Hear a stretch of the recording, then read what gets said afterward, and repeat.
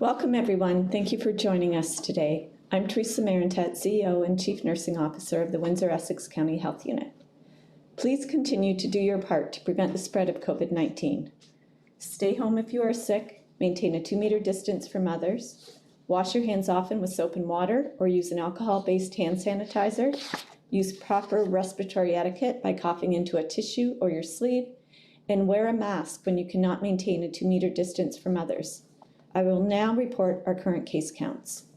There are 125,969 confirmed cases of COVID-19 in Canada and 41,607 cases in Ontario. Chatham-Kent has 360 cases and Sarnia-Lambton has reported 338 cases. Michigan now has 98,439 cases with 13,522 cases being in Detroit. Today, we are reporting 2,477 cases of COVID-19 in our community, an increase of 5 new cases from yesterday. 3 are close contacts and 2 are being investigated at this time. Overall, 26% of our cases are between the ages of 20 and 29 years, and 24% are between the ages of 30 and 39. 65% are male, and 35% are female. 2,331 cases are now resolved, and 74 cases are active and being followed by our health unit. 8 people are in the hospital with 2 people in ICU. Our community has lost 72 people to COVID. 50 deaths have occurred among residents in long-term care and retirement homes. 2 retirement homes are currently experiencing a COVID outbreak, as well as 2 workplaces in the agri-farm sector. Symptoms of COVID can range from mild to severe. Some common symptoms include fever, a new or worsening cough, a barking cough, chills, sore throat, and shortness of breath. Call 911 if you have difficulty breathing and are struggling to breathe or speak, or are experiencing severe chest pain if you're feeling confused or losing consciousness. Windsor-Essex will soon have 3 COVID assessment and testing centers. Currently, the 2 sites are Erie Shores Healthcare in Leamington and Windsor Regional Hospital Olette Campus. SOHAC in Windsor also offers testing for First Nations, Métis, and Inuit people and their families. If you have symptoms and have been tested, you must remain isolated pending your test result. To check your results, please go to wechu.org and click View Your Results to access the online test result portal. If you're unable to view your results, please contact the assessment center or the healthcare provider that initiated your test. The health unit will call you if you have tested positive for COVID-19. Please continue to visit our website at wechu.org for the most current information and case counts. I will now turn it over to Dr. Wajid Ahmed, our Medical Officer of Health, for further updates. Good morning and thank you for joining us. We continue to receive calls related to information around guidance or guidelines for specific businesses or events, such as wedding and or funerals. Our team posts all current guidance documents and guidelines from relevant ministries to our webpage. These can be easily accessed by going to www.wechu.org/CV/guidelines. In this section of our website, you will also find the Windsor-Essex County Health Unit locally developed guidelines. Some of the documents that are developed by our health unit includes COVID-19 guidance document for childcare, for attending yard sales, reopening or recreational water facilities and beaches in Windsor-Essex County, interim guidance for community garden, harm reduction in social services, law enforcement, primary care providers, social distancing in multi-unit dwellings, guidance for group home and co-living settings, emergency food distribution staff and volunteers, public transit system, ride-sharing services and passengers, lawn care and pool maintenance service providers, guidance for essential workers, and quick guide for hotel-motel used for isolation. In addition, the Windsor-Essex County Health Unit has developed checklists and sector-specific information for workplaces and businesses that can be found on the workplace section of our COVID-19 homepage. These include number of checklists, including checklist for emergency food distribution, checklist for construction site, checklist for organizations working with vulnerable population, checklist for fitness studios and gyms, checklist for office settings, checklist for general outdoor recreation, for car dealership, faith-based organization and places of worship, fitness studios and gyms, food premises and bars, libraries, outdoor recreation and individual sports, checklist for personal services settings. All these information available on our website provide a number of good resources to our community to help them guide in various stages of reopening. This information is updated regularly and often as information changes. We encourage residents to continue to use our website as the best source of information for COVID-19 and public health guidance in Windsor-Essex. We continually update the website based on the question and feedback we receive from the community, and we want to thank all of those who engage us on a regular basis. Thank you. The conference is now unmuted. We'll now take questions from the media. Any questions from Blackburn? Not today, thanks. Windsor Star? Good morning, Doctor. So is what you're saying today sort of a please check our website before you give us a call reminder, or what's going on there? It's a bit of both, yes, because it does take time for us to take this question and respond to those requests. It would be a good idea to check what is available and what's not available rather than trying to get the answer directly from a person. It does take up a lot of our staff resources and time. And we're more than happy to connect with a specific question that is not addressed in those guidelines or those checklists. But it would be helpful to at least look at the amount of information that we have already posted for everyone, and it would be helpful for them to be aware of anyone who's involved or have any question.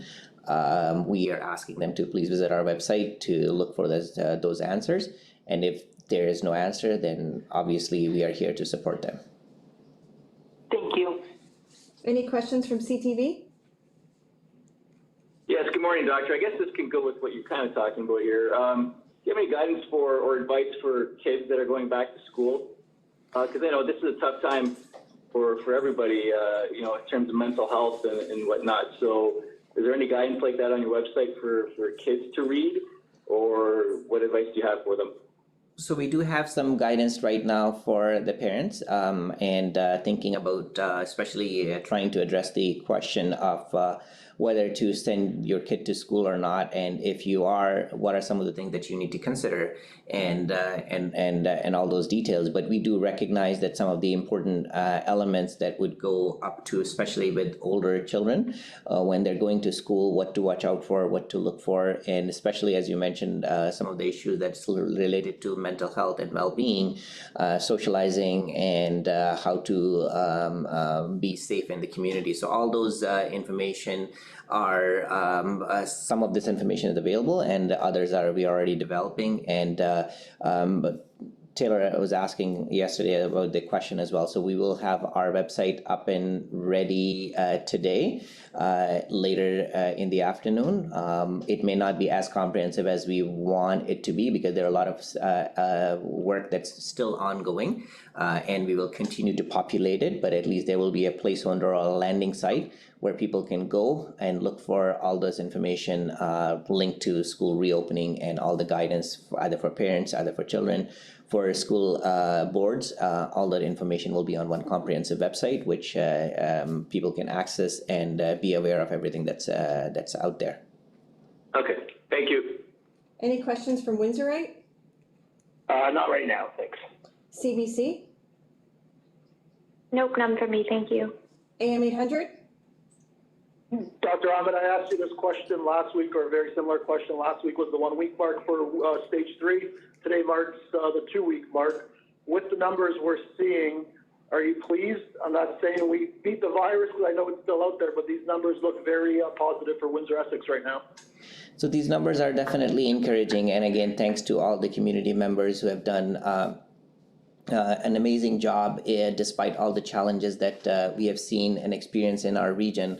our region is definitely unique in so many ways, and more recently, one of the biggest issues that we have dealt with the temporary foreign workers, some other specific outbreaks that we have seen in the community with workplaces, with long-term care homes. But I think as a community, we definitely came a long way, and I definitely want to thank the community. Without their support, we wouldn't be here. So far in the last 2 weeks, the numbers are definitely encouraging, and it just helps to remind that all these measures are helping people. And obviously, when people are not seeing cases, they think that everything is good. But we're not seeing cases because all of these people are doing the good job. The businesses are following what the recommendations are. Obviously, we're not perfect. There are always some gaps, but generally, most people, most businesses, all of us, we are doing our part. And I think that the message is, if we want to stay in this stage, if we want to see the reduced transmission in the community, those are the steps that we need to continue to follow. And hoping that, the community should feel more comfortable knowing that whatever they're doing, it's helping. And again, I cannot emphasize it more. It's not a time to lose your guard. It's just making sure that you make it part of what you're doing right now. And that's the only way, at least for now, to keep our community safe and keep those numbers down while we continue to do our economic activities, our socialization, and everything else that we are doing right now. You mentioned how there's been some industries, some sectors, obviously we've struggled in. Do you feel that those areas have gotten under control in a one sense? Like I said, I know the virus is still out there, but do you feel like it's under control in some of those sectors that we've struggled in? I think it's COVID is teaching us new lessons every day, and are helping people understand what those deficiencies are and what are some of the extra measures that they need to put in place. With some of these sectors, obviously they have never, they're not the health experts. They don't know how to do the infection prevention and control measures. When you're comparing a long-term care home with another business, there's a huge difference. In the long-term care home, you expect that there are certain teams, healthcare providers, infection prevention and control people who are there to at least address some of those gaps. When you're talking to the business, it really depends on the comfort level of the employer and their knowledge and understanding of COVID and how they're putting in place. So far, the facilities that have gone into any of these outbreaks, they have done a lot to put strong measures in place. They learn from each other as well. So what I can say is definitely what systems or what policies and procedures in place is much better than where we were before a few months ago. Is it perfect? We can never say it's perfect, but there's a lot of learning that happened among all the stakeholders, and we are in a much better position now. Things are relatively well managed at this time. We hope that people continue to follow those measures. Everyone is doing everything that they're doing right now, and that's the only way we can keep everyone safe. Thank you. Any further questions from Blackburn? No, thanks. Windsor Star? No, thank you. CTV? I'm good, thank you. Windsorite? No, thanks. CBC? No. And AIM 800? No, thank you.